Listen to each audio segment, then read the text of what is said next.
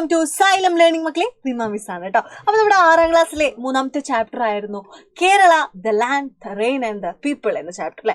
അപ്പോൾ അതിൽ നമുക്ക് ഇമ്പോർട്ടൻ്റ് ആയിട്ട് പഠിക്കേണ്ട ഒന്നാണ് നമ്മുടെ കേരളത്തിന്റെ ഭൂപ്രകൃതിയെ 3ആയിട്ടായിരുന്നു ഡിവൈഡ് ചെയ്തിട്ടുണ്ടായിരുന്നത്. ഏതൊക്കെയായിരുന്നു? ഹൈലാൻഡ് എന്നും മിഡ് ലാൻഡ് എന്നും ലോ ലാൻഡ് എന്നും അല്ലേ. അപ്പോൾ ഹൈലാൻഡ് എന്ന് മിസ് കഴിഞ്ഞ ക്ലാസ്സിൽ വീഡിയോ എടുത്ത് ചെയ്തിട്ടുണ്ടായിരുന്നു. ഇനി നമുക്ക് പഠിക്കാനുള്ളത് മിഡ് ലാൻഡ് എന്താണ് ഈ മിഡ് ലാൻഡ്, എന്താണ് ഈ ഇടനാട് എന്ന് പറഞ്ഞാൽ?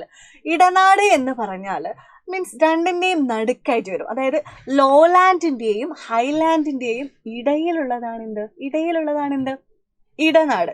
ഓക്കെ, എന്തിനാണ്? ലോലാൻഡിൻ്റെയും ഹൈലാൻഡിൻ്റെയും ഇടയിലുള്ളതാണ് മിഡ് ലാൻഡ് അല്ലെങ്കിൽ ഇടനാട് എന്ന് പറയുന്നത്. ഓക്കെ, അവിടെ എന്തൊക്കെ നമുക്കറിയാം എന്ന് വെച്ചാൽ കുറച്ച് കുന്നിൻ പ്രദേശമായിരിക്കും, കുറച്ച് രണ്ടിൻ്റെയും സെൻറ്ററിൽ വരുന്നതാണ് ഇടനാട് എന്ന് പറയുന്നത്. ഇവിടെ കൃഷി ചെയ്യാൻ എന്താണ് മെയിനായിട്ട് കൃഷി ചെയ്യാൻ എന്തൊക്കെ അറിയോ?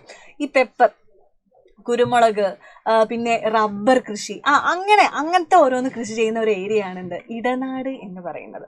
ഓക്കെ, നമുക്ക് എന്താണ് ഇടനാട് എന്ന് നോക്കാം കേട്ടോ. ഓക്കെ, നോക്കിക്കോ. നമുക്കറിയാം തീരപ്രദേശത്തിനും ഹൈലാൻഡ് എന്തായിരുന്നു മക്കളെ?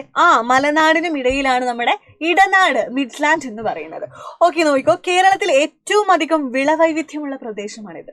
ഒരുപാട് ഡൈവേഴ്സിറ്റിയുള്ള ഒരുപാട് വൈവിധ്യങ്ങളുള്ള കൃഷി ചെയ്യാൻ പറ്റിയ ഒരു ഏരിയ ആണ് നമ്മുടെ ഇടനാട് എന്ന് പറയുന്നത്. ഓക്കെ, നോക്കിയോ. ഭക്ഷ്യധാന്യങ്ങൾ എന്തൊക്കെ കൃഷി ചെയ്യാം? സീരിയൽസ്, വെജിറ്റബിൾസ്, പച്ചക്കറികൾ, ട്യൂബർ ക്രോപ്സ്, കിഴങ്ങ് വർഗ്ഗങ്ങൾ, ഇതൊക്കെയാണ് ഇത്തരത്തിലുള്ള ഇടനാടുകളിൽ കൃഷി ചെയ്യാൻ പറ്റിയ ഐറ്റംസ് ആണ് വെജിറ്റബിൾസും കിഴങ്ങ് വർഗ്ഗങ്ങളും, പിന്നെന്താ നേരത്തെ പറഞ്ഞ പോലെ റബ്ബർ, പിന്നെ സീരിയൽസ്, ധാന്യങ്ങളൊക്കെ കൃഷി ചെയ്യാം. ഒരുപാട് വിളവൈവിധ്യങ്ങൾ, അതായത് ഒരുപാട് കൃഷി ചെയ്യാൻ പറ്റിയ ഒരു ഏരിയ ആണ് ഇടനാട് എന്ന് പറയുന്നത്.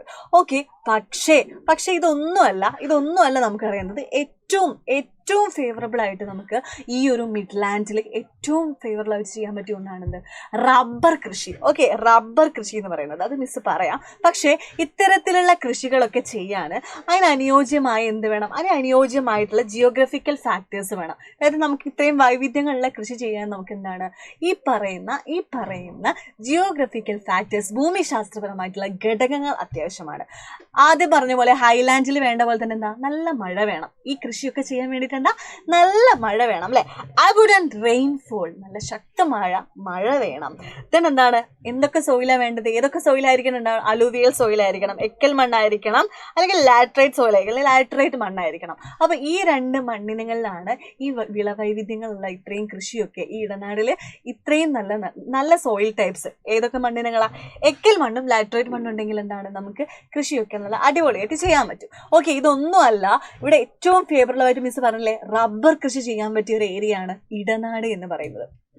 മാർക്കറ്റിൽ ഏറ്റവും കൂടുതൽ പൈസ കിട്ടുന്ന ഒന്നാണ് ഈ റബ്ബർ എന്ന് പറയുന്നത് അല്ലേ.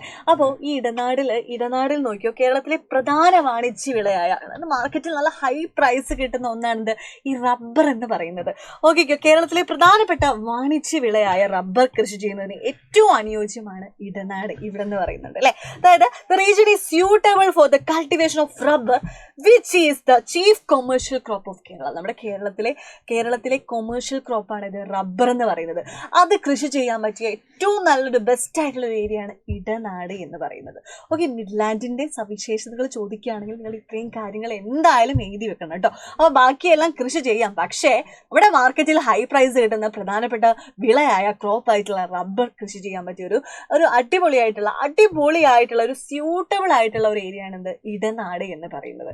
അപ്പോൾ ഇടനാട്ടിൽ ബാക്കിയെല്ലാം കൃഷി ചെയ്യാം, പക്ഷേ കൂടുതൽ റബ്ബറാണ് നമുക്ക് കാണാൻ പറ്റുക. അപ്പോൾ ഇത്രയും കാര്യങ്ങൾ ക്ലിയർ ആണോ? അപ്പോൾ മിസ് അടുത്ത ക്ലാസ്സിൽ ലോലാൻഡ് എന്താണെന്ന് മിസ് പറഞ്ഞു കേട്ടോ. അപ്പോൾ ഇതുപോലത്തെ ചെറിയ വീഡിയോസ് ആയിട്ട് മിസ് ഇനിയും വരുന്നതായിരിക്കും. ബൈ.